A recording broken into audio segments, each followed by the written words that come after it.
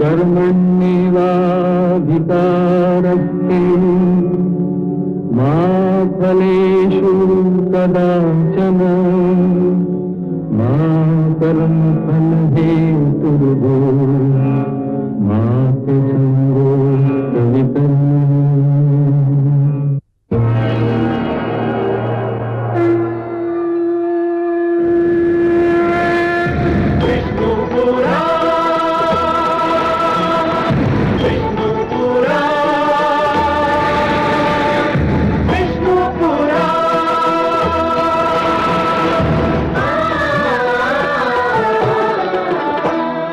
जीव ज्ञान ब्रह्म ज्ञान अथ श्री विष्णु पुराण ओम की कथा महान जय श्री विष्णु पुराण विष्णु पुराण विष्णु पुराण विष्णु पुराण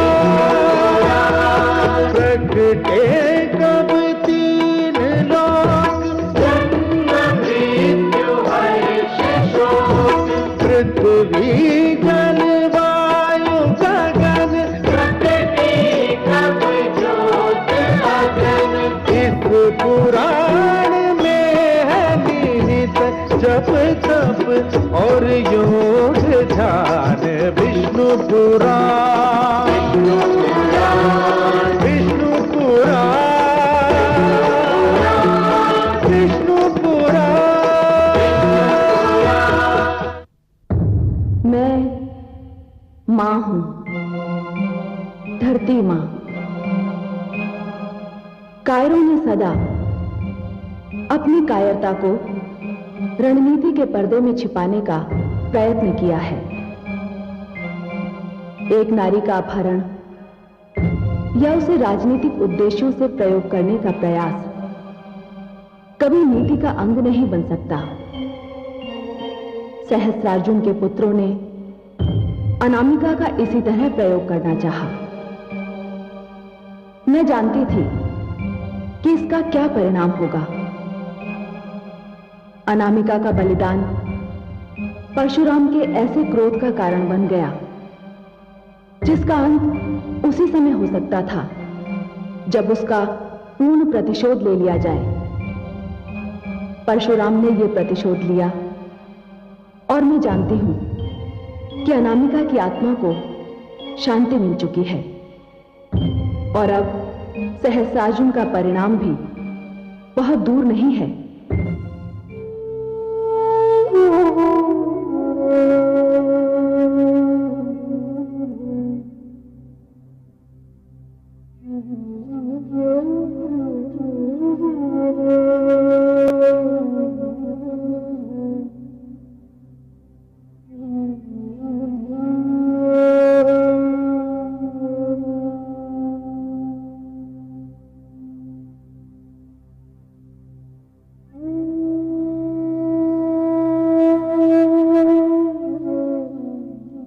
माता, आपने कहा था ना कि जिन लोगों ने आपका सुहाग लूटा है उनका वंश मिट जाए।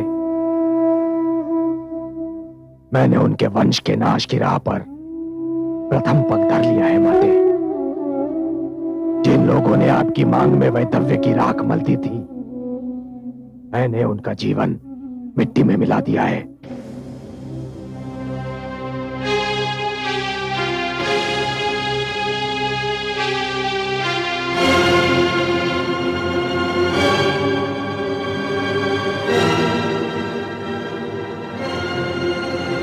माता, अब तो आपके हृदय को शांति मिली।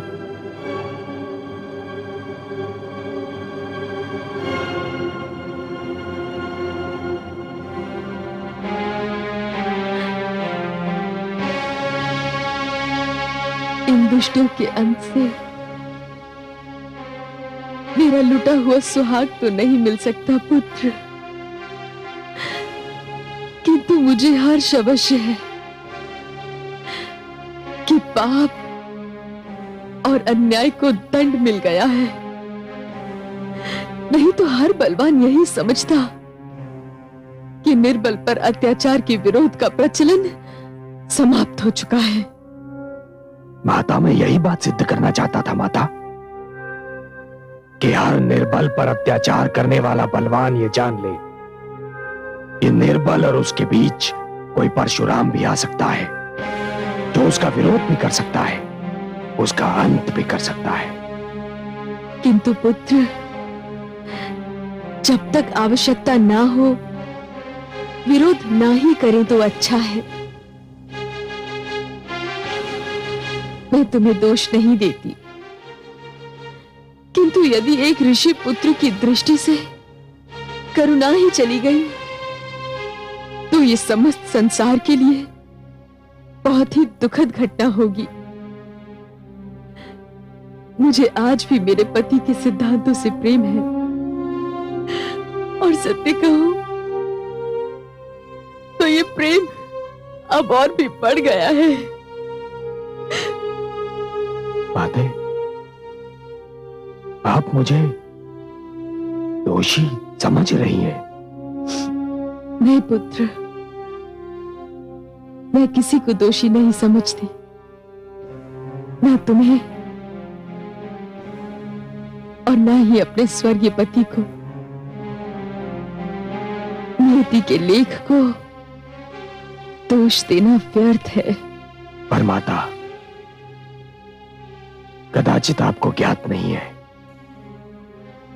कि मैं इस संसार में एक निश्चित लक्ष्य लेकर आया हूं।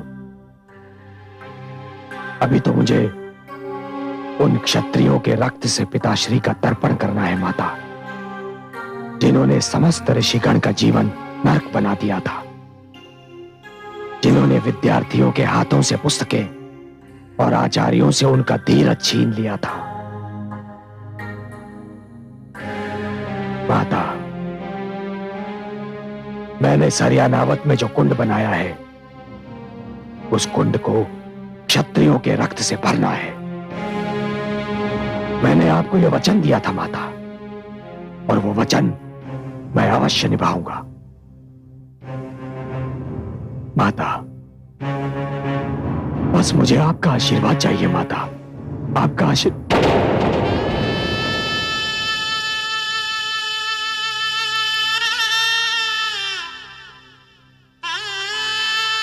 माता, माता, माता, माता, माता, माता,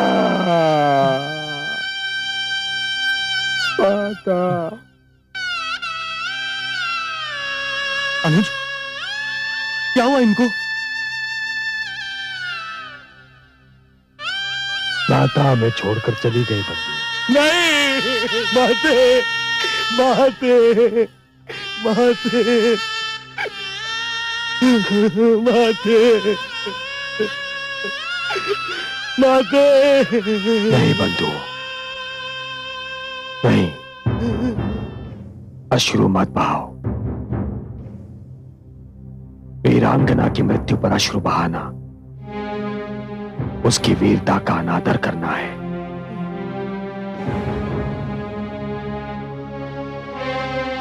माता ने हमें जीवन भर हर दुख और कठिनाई का धैर्य से सामना करने की शिक्षा दी, और ऐसी वीर स्त्री की आंखें बंद होते ही हम उसी की दी हुई शिक्षा को भुला देंगे? नहीं, नहीं। किंतु अब हम आशीर्वाद किससे मांगेंगे? कौन देगा हमें आशीर्वाद? माता तो हमें आशीर्वाद देकर गई है बंधुओं।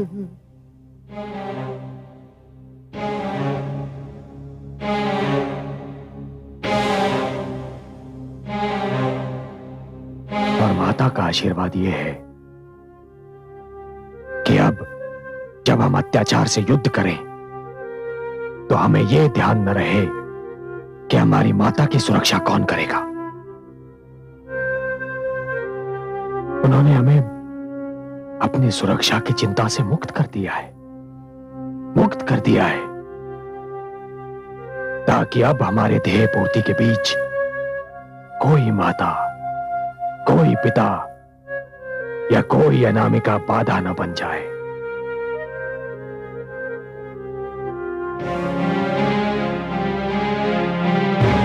अब मेरे लिए संसार में केवल दो ही वस्तुएं बची हैं, सहस्रार्जुन का शीश और मेरा परशु।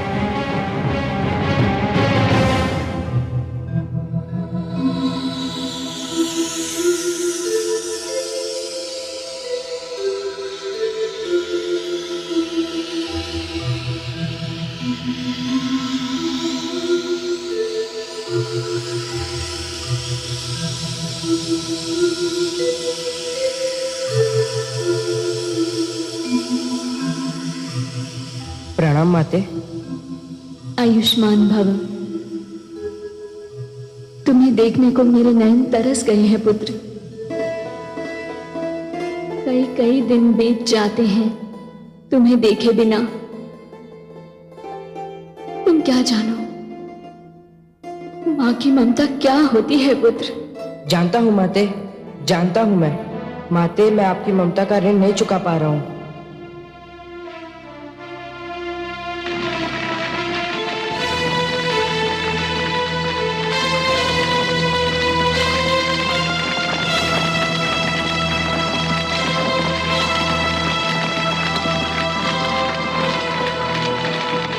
पुत्र, कहीं भावना की धारा में तुम बह तो नहीं गए ना?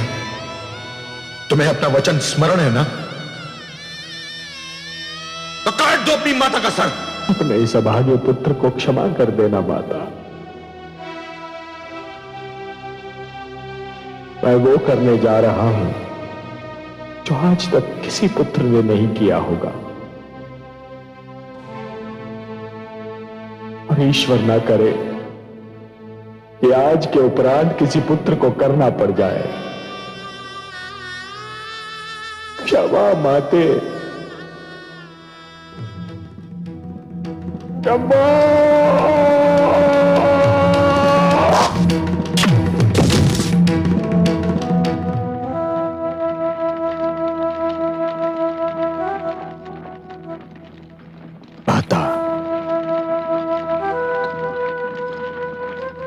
अंतिम विदा देने आया हूं माता।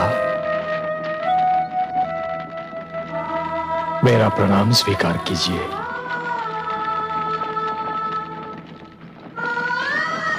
माता, मुझे संतोष तो है कि आपकी आत्मा पिताश्री की आत्मा से जा मिली होगी, परंतु ये न समझिए माता कि मैं वो मार्मिक दृश्य भूल गया हूं जब पिताश्री की मृत्यु पर आपने 21 बार अपनी छाती को पीट कर विलाप किया था। मैं एक एक करके 21 बार क्षत्रियों के रक्त से सरयानावर्त कुंड को भरूंगा और शत्रु के रक्त से पिताश्री और आपका तर्पण करूंगा।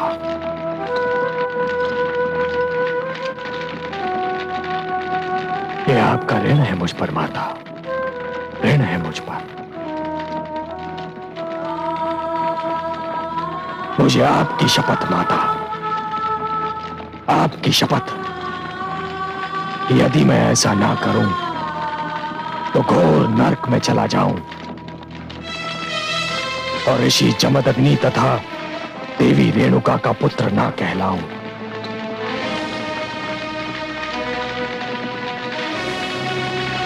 माता,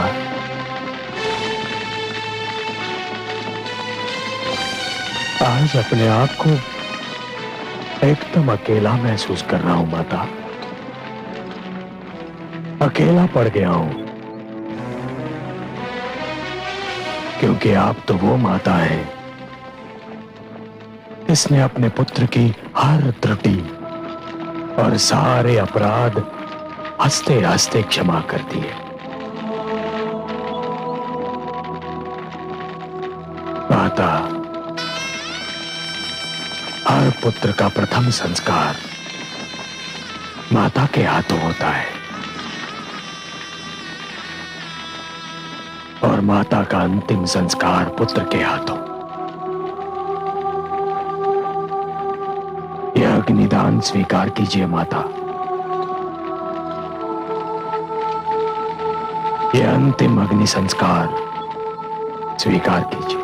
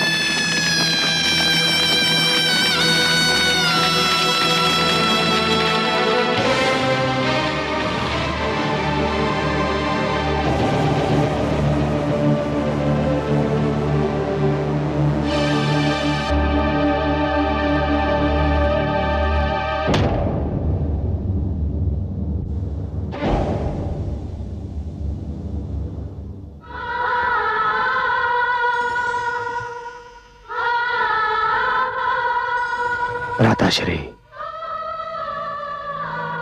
अधिकारों के इस महायज्ञ में पिताश्री की आहुति चढ़ गई। माताश्री ने भी अपने प्राण त्याग दिए।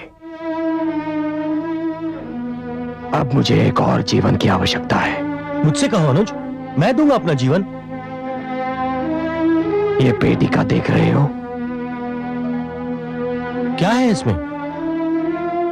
सहस्त्रार्जुन के चारों पुत्रों के सिर। मैं इन्हें महाराज सहस्त्रार्जुन को उपहार स्वरूप भेंट करना चाहता हूं, परंतु जो भी व्यक्ति जाएगा वो कदाचित जीवित नहीं लौटेगा। अनुज, जब सम्मान का प्रश्न होता है, जब प्रतिष्ठा दांव पर लगी होती है, जब अत्याचार के विरोध का चक्र चलता है, तब प्राणों का कोई मूल्य नहीं होता। मुझसे कहो क्या करना है। इसे महाराज सहस्त्रार्जुन के सेनापति को भेंट करो मेरी ओर से, और उसे यह निवेदन करो कि इसे केवल महाराज सहस्त्रार्जुन ही खोलेंगे। सेनापति एक क्षत्रिय है और मेरा विश्वास है कि वो ऐसा ही करेगा, क्योंकि सहस्त्रार्जुन और उसके सारे सहयोगी ये जानते हैं कि आप युद्ध कला में प्रवीण नहीं हैं। आप तो केवल एक आचार्य हैं। कदाचित आपके प्राणों की रक्षा हो जाए, किंतु भ्राता, आपको अपने मस्तक पर मृतक वस्त्र बांधकर ही जाना होगा। मैं जाऊंगा अनुज, अवश्य जाऊंगा। यदि ये प्राण चले गए तो समझूंगा मात्र पितृ ऋण उतारने की चेष्टा तो की। भ्राता, ये कार्य स्वयं मैं भी कर सकता था, किंतु अनुज, तुम्हारा निर्णय उचित है। तुम्हें संपूर्ण युद्ध का संचालन करना है। सैनिक अनेकों होते हैं, किंतु सेनापति एक होता है। भ्राता, मुझे अब चलना चाहिए। भ्राता, यशस्वी भव, यशस्वी भव।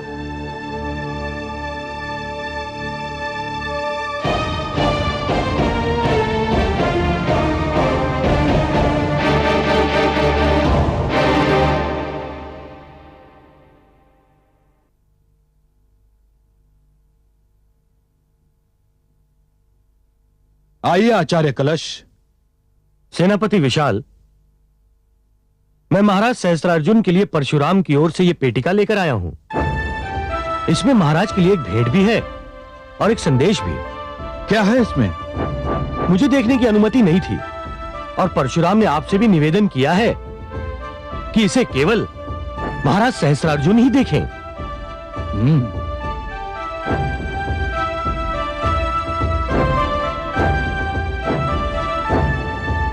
पेटिका की बनावट देखकर तो ऐसा लगता है कि परशुराम ने हमारे महाराज के लिए कोई अनमोल भेंट भेजी है और राज की सैनिक तैयारियां देखकर घबरा गया है परशुराम।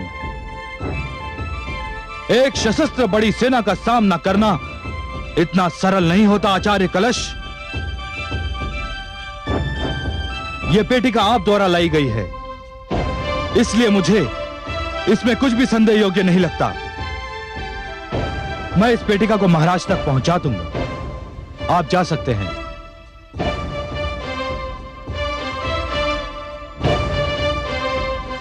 सैनिकों, यह पेटिका को उठाकर मेरे साथ चलो।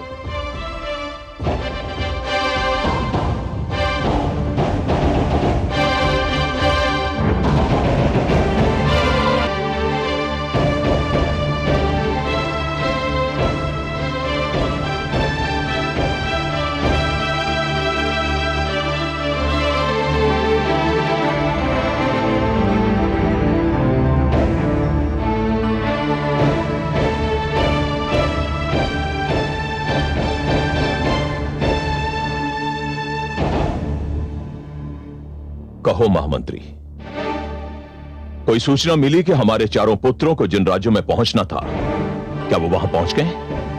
अब तक तो कोई सूचना नहीं मिली महाराज। यह तो बड़ी चिंता का विषय है।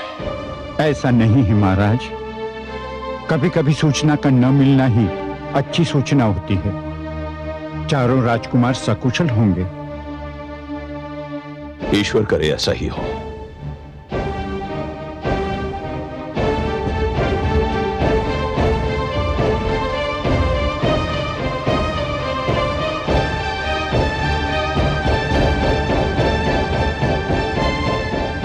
महाराज की जय हो।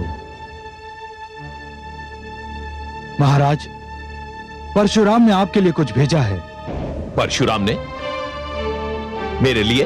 हाँ महाराज, और जो व्यक्ति इसे लेकर आया था उसने कहा था कि यह केवल आपके लिए है और इसे केवल आपके समक्ष ही खोला जाए। ठीक है, मंगवाओ उसे। जो आज्ञा महाराज।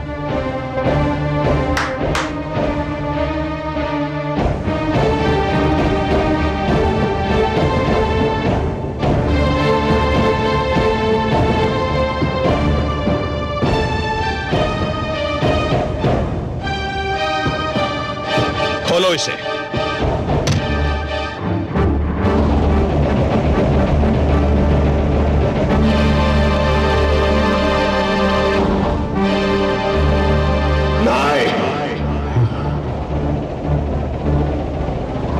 क्या हुआ महाराज? इस पेटिका में क्या है? हे ईश्वर, राजकुमारों के कटे हुए सार। क्या? क्या? क्या? नहीं, नहीं ईश्वर, नहीं, नहीं ईश्वर, नहीं ईश्वर, नहीं ईश्वर। यह दृश्य देखने से पहले महाप्रलय की उंगली आ गई। मेरे कुलदीपकों का प्रकाश बुझाने से पहले, हे सूर्य, हे चंद्रमा, तुम्हारा प्रकाश अंधकार में क्यों नहीं बदल गया? परशुराम, यदि यही तुम्हारा युद्ध संदेश है तो यह भी सुन ले। तुमने मेरे कुलदीपकों के कटे हुए सिर भेजे हैं। इन कटे हुए सिरों की सौगंध मैं इस धरती पर एक भी भार्गव को जीवित नहीं छोड़ूंगा, बिल्कुल नहीं छोड़ूंगा। परशुराम,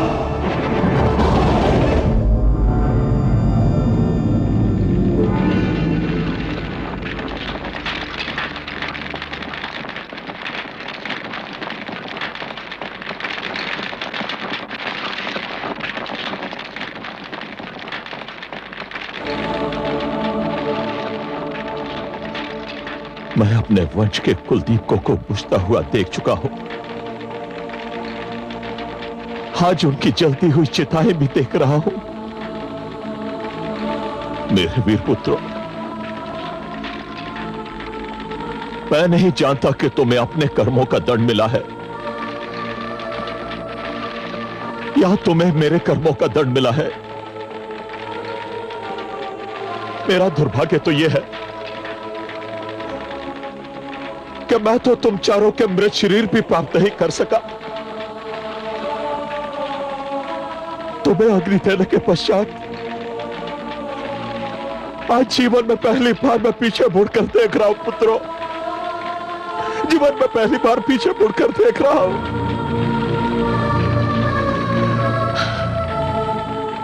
मैं देख रहा हूं उस सहस्रार्जुन को जो महान कृतवीर्य का पुत्र और जगत नियंता का पुत्र, सहस्त्र बाहुओं का बल रखने वाला। हां, यही भगवान दत्तात्रेय ने मुझे वरदान दिया था। मेरे तप से प्रसन्न होकर आज मैं सोच रहा हूं कि वो तपस्वी कहां चला गया। आज मैं सोच रहा हूं कि ये सम्राट मेरे अंदर कैसे प्रवेश कर गया। लोगों के जीवन की यात्रा संन्यास पर समाप्त होती है, परंतु मेरे जीवन की यात्रा तो संन्यास से प्रारंभ हुई थी।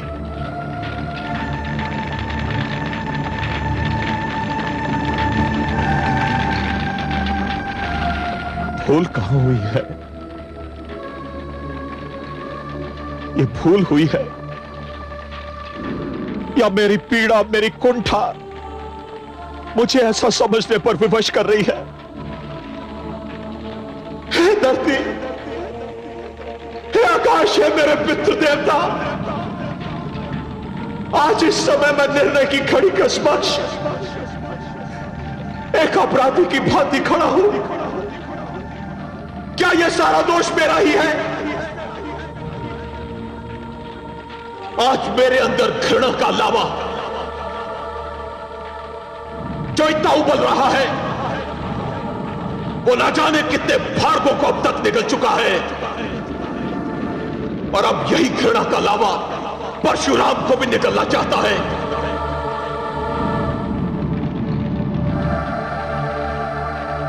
हाँ महाराज, यही सत्य है। जो व्यक्ति अपने अस्तित्व की रक्षा के लिए युद्ध नहीं करता, उसे इतिहास भूल जाता है। भार्गव जिस प्रकार अपने अस्तित्व का संघर्ष कर रहे हैं, उसी प्रकार हम क्षत्रिय भी अपने अस्तित्व के लिए एक भयानक नरसंहार करेंगे। इस समय आप अकेले नहीं, आपके साथ 21 महाशक्तियां हैं। महाराज, विजय की देवी इस समय हमारी प्रतीक्षा में है और हमारा स्वागत करने के लिए तत्पर है। उठाइए तलवार। सम्राट सदैव तलवार के बल पर शासन करते अच्छे लगते हैं, और फिर प्रतिशोध भी आपसे कुछ मांग रहा है, और वो 4 जलती हुई चिताएं भी आपसे कुछ मांग रही हैं। महाराज, आपने सत्य कहा है, आपने सत्य कहा है। मैं आप लोगों का आभारी हूं। थोड़ी देर के लिए मैं पुत्र मोह में पीछे चला गया था। युद्ध होगा, भयानक युद्ध होगा, और भार्गवों की ऐसी अनेकों अनेक चिताएं जलेगी, अवश्य जलेगी। युद्ध होगा।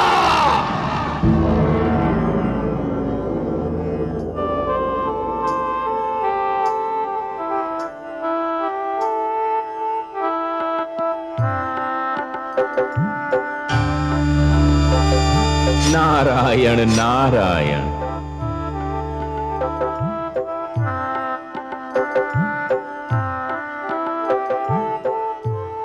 बड़े अचरज की बात है, मैं तो अपने नारायण को उनके अंशावतार की और माता को उनके शिशु की वीरता के लिए बधाई देने आया था, जिनका जन्म उनके कर कमलों से हुआ था।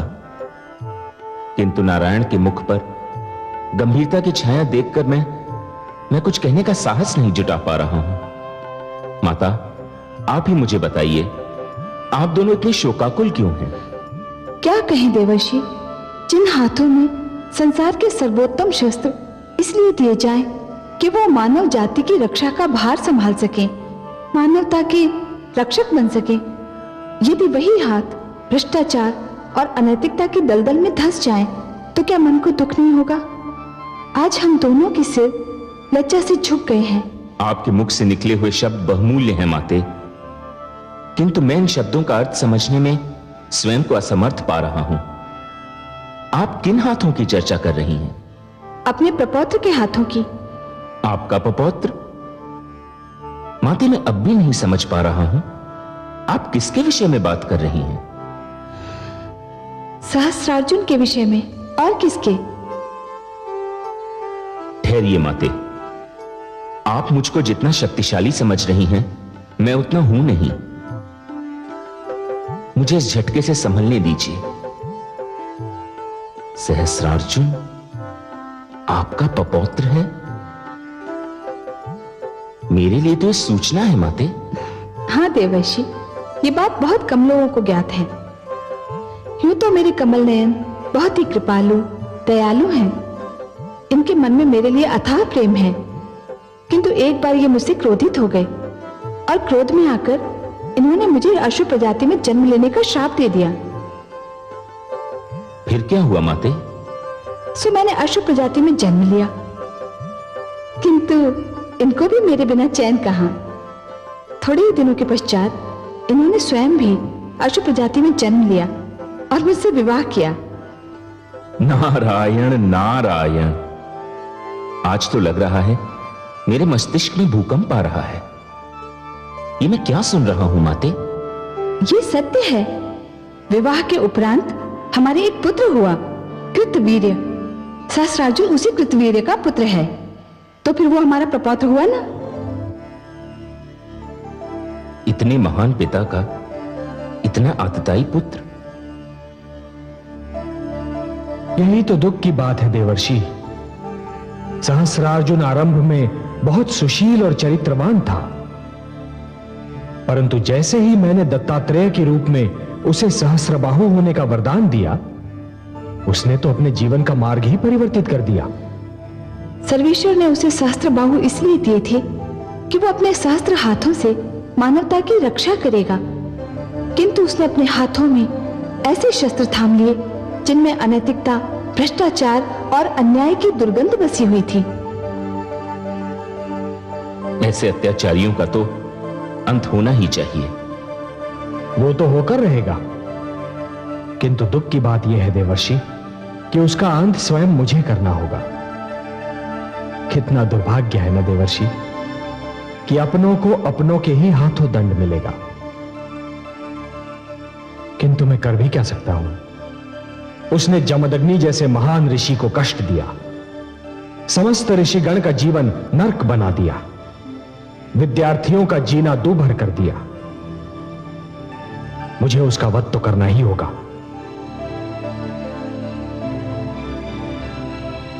हे देवर्षि, जिस प्रकार शरीर का कोई भाग यदि सड़ जाए तो समस्त शरीर को बचाने के लिए उस भाग को काटना ही पड़ता है, उसी प्रकार यदि घर के दीपक से ही घर को आग लग जाने का संकट हो तो उस दीपक को अपने ही हाथों बुझाना भी पड़ता है।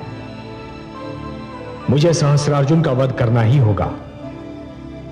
और देवर्षि, सिद्धांत रूप में तो आवश्यकता पड़ने पर मैं स्वयं अपना वध भी कर सकता हूं।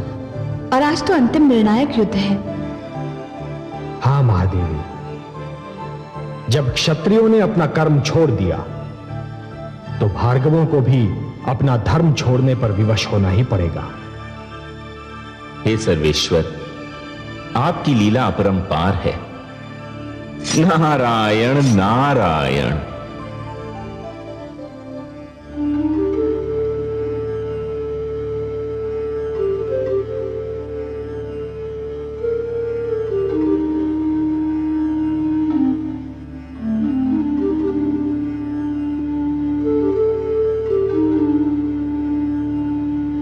मैं तुम्हारे विचारों से सहमत नहीं हूं पुत्र, किंतु मुझे अभी यह लगता है कि तुम अधीर हो उठे हो। तुम धैर्य से कार्य नहीं ले रहे हो पुत्र। आप जिसे धैर्य कहते हैं, मुझे उस पर आत्महत्या का संदेह होता है। मुझे मृत्यु से डर नहीं लगता पिताश्री, किंतु मैं उस मृत्यु के नाम से भी घृणा करता हूं, जो केवल इसलिए आ दबोचे कि हमने जीने का प्रयत्न ही नहीं किया था। पुत्र, यदि तुम जाने की हट कर रहे हो तो जाओ, किंतु एक बात याद रखना पुत्र, ब्राह्मण कभी हत्यारा नहीं होता। यदि मेरा ब्राह्मण होना ही मुझे अन्याय से लड़ने से रोकता है तो जाइए पिताश्री, मैं आज से ब्राह्मण नहीं रहा। स्वामी, माता, स्वामी, माता, स्वामी, माता। वत्स परशुराम,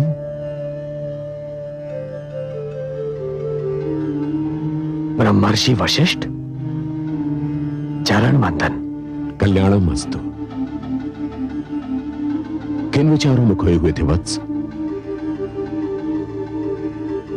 ब्रह्मर्षि, मैं अपने बाल्यकाल से माता रेणुका के निधन तक की एक एक घटना का मूल्यांकन करने की चेष्टा कर रहा था।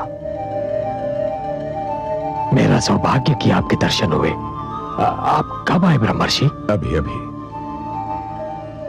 वत्स परशुराम, जीवन के मार्ग पर चलते हुए हर नई घटना का मूल्यांकन करते समय पीछे मुड़कर अवश्य देख लेना चाहिए।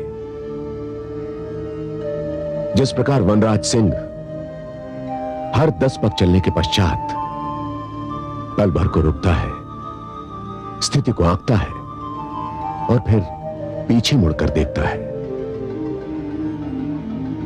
हे ब्रह्मर्षि, जीवन संग्राम में जूझते जूझते मेरा बाल्यकाल तो खो गया और आयु के रथ के पहिए में मेरे युवा काल का उत्तरीय इस प्रकार उलझ गया है ब्रह्मर्षि कि मैं समझ नहीं पा रहा हूं कि क्या करूं। काल का पहिया रुक नहीं सकता और उत्तरीय बचाने का निर्णय मुझे बड़ी शीघ्रता से करना होगा। हे ब्रह्मर्षि, आप ही बताइए कि कहीं मैं सहस्रार्जुन से असीम घृणा के कारण कोई पाप या कोई अनर्थ तो नहीं कर रहा। मुझे प्राण लेने या प्राण देने का निर्णय करना है ब्रह्मर्षि, मेरी सहायता कीजिए। बड़ा ही शुभ हुआ वत्स परशुराम कि मैं तुमसे मिलने आ गया। तुम्हें भ्रमित होने की कोई आवश्यकता नहीं है, क्योंकि युद्ध को निमंत्रण तुमने नहीं दिया, अन्याय को जन्म तुमने नहीं दिया और यह व्यवस्था तुमने नहीं बनाई। हे परशुराम, इस पृथ्वी पर जो भी प्राणी आता है उसमें परमात्मा का अंश होता है और यह ईश्वर की वाणी है कि अन्याय सहने वाला अन्याय करने वाले से अधिक बुरा होता है। पाप कर्म होता देखकर जो उसका प्रतिरोध नहीं करता वो महापापी होता है। परशुराम, सत्य तुम्हारे साथ है, न्याय तुम्हारे साथ है, धर्म तुम्हारे साथ है। वत्स परशुराम, तुमने जो पग उठाया है वो उचित है, न्याय संगत है और मेरा ही नहीं अपितु समस्त ऋषि समाज का समर्थन तुम्हें प्राप्त है। उठो भार्गव वीर, संशय की दीवार को गिरा दो, भ्रम की चादर को चीर डालो और हे कांत के महानायक परशुराम, इस अन्याय को सदा सदा के लिए इस पृथ्वी से निर्मूल कर दो, समाप्त कर दो।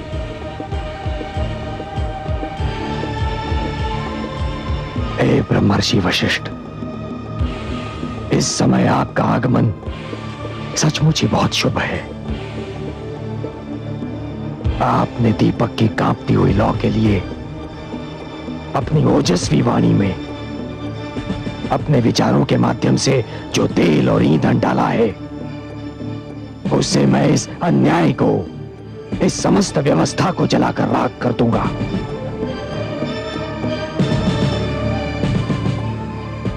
मुझे आशीर्वाद दीजिए। विजयी भव।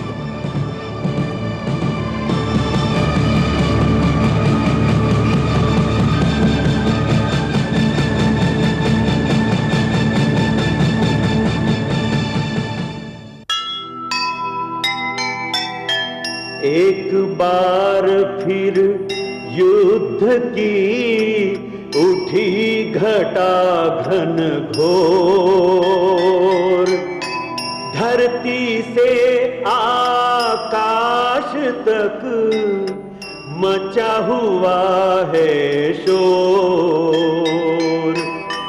एक और सेना बड़ी, एक और सतनाम, ये तो समय बताएगा क्या होगा परिणाम, क्या होगा परिणाम।